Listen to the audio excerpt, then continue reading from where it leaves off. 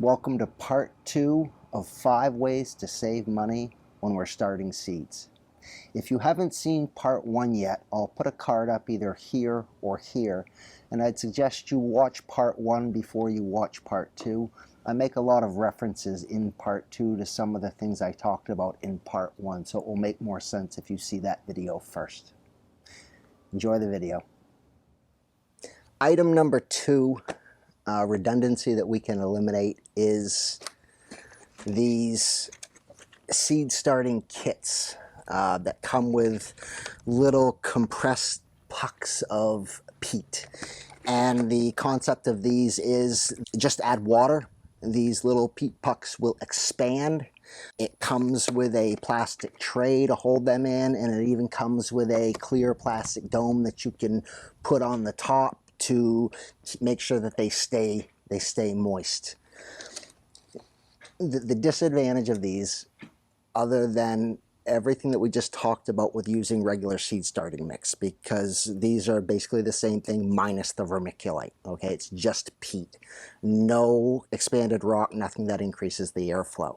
So these have no nutrients. You're going to have the same redundant actions that you have if you use seed starting mix. On top of that, one of the negatives is, as I said, no vermiculite, so reduced airflow, which is never good for your plants.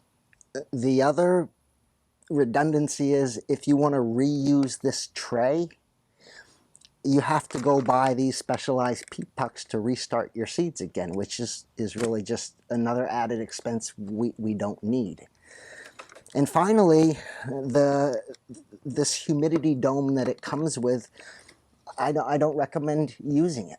Again, we want to make sure that we've got constant airflow on the top of these seed starts from the get-go, a light airflow.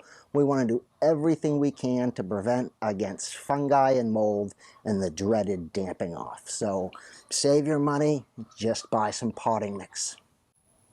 Another disadvantage of these seed starting kits with the compressed peat pucks is these pucks are compressed and wrapped in a nylon mesh so that when they expand they will still hold a shape. The problem with that is that's another task that we have to do. That mesh has to be cut off and thrown away before you would transplant these into our garden. So item number 3 of things to save money on when starting seeds is you don't need to buy one of the seed starting cells that comes with the automatic watering system. And these are pretty much identical to the previous seed starting cell that I showed you, except these sit up on a platform. There's a mat they sit on, and that mat goes down into a lower chamber where you keep your water. And the theory is it's going to wick that water up and take it into your seed starting cells to keep constant moisture in these cells. And as with the peat pucks and as with the seed starting mix, they will work, but this is just added work for us. And there's also some risk with using a system like this. I did test one of these out about 5 years ago, and what I found after my season of seed starting was I flipped that mat over, and because there was constant moisture all on this seed starting mat, this wicking mat, when I flipped that over, it was green and dark gray with fungi and mold. And these are just things that if we can avoid introducing them into our little microclimate where we're starting our seeds, we try to avoid them. We don't want to have the dreaded damping off happen and have that mini Paul Bunyan come in and chop all our seedlings down. So another item here you can save money on by just not using it to start your seeds with. Second to last item, peat pots. Again, another great concept. The concept of the peat pot is it's a pot made of compressed peat, so it's biodegradable. So the thought process is, and I'll find it written on here somewhere, transplant pot and all, making sure peat is completely covered by garden soil and it will biodegrade into your garden. I paraphrased there.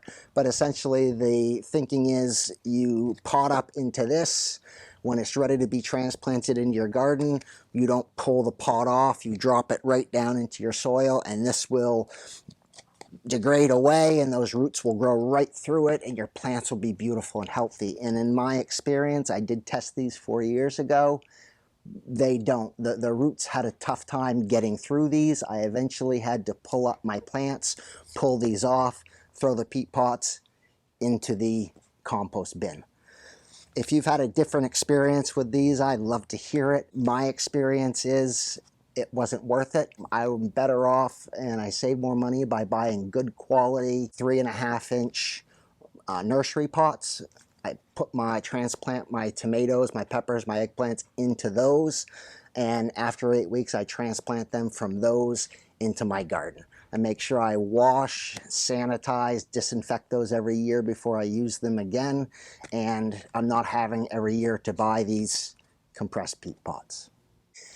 The last item we can save money on when we're starting our seeds is our seedling labels. There's a couple different kinds you can buy.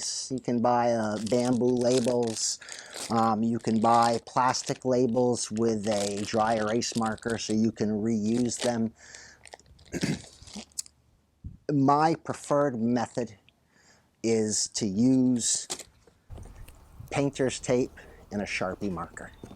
And the reason I like this is because I have the same roll of tape I've been using for about 3 years. Sharpie marker, it's the same thing. It's never gone bad on me. The other thing is I don't like to stick anything into my seed starts, into my soil that could obstruct the airflow that I have going across these seed starts. These I find are just more work. I have to collect them at the end of the season. I have to find a place to store them. I Ziploc bag and label them, and here are my seed labels. The bamboo ones, you can mark them up one time, flip them over and use them again, and then they're pretty much useless unless you flip them around 180 degrees, so you get less use out of those. This one, not a huge saving, but again, as I fine-tuned my seed starting process, I found that the best solution to label my 6L seed trays is blue painter's tape and a Sharpie marker. Well, everyone, that's it. 5 ways to save money when you're starting your seeds.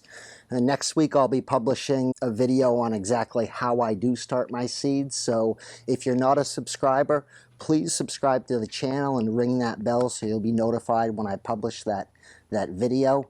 It will actually be 2 weeks because I want to show you from the process when I start until the process where these seeds actually start to come up. And I'm going to be starting my fall seeds today. Thanks for watching. My name is Riley. This is my garden.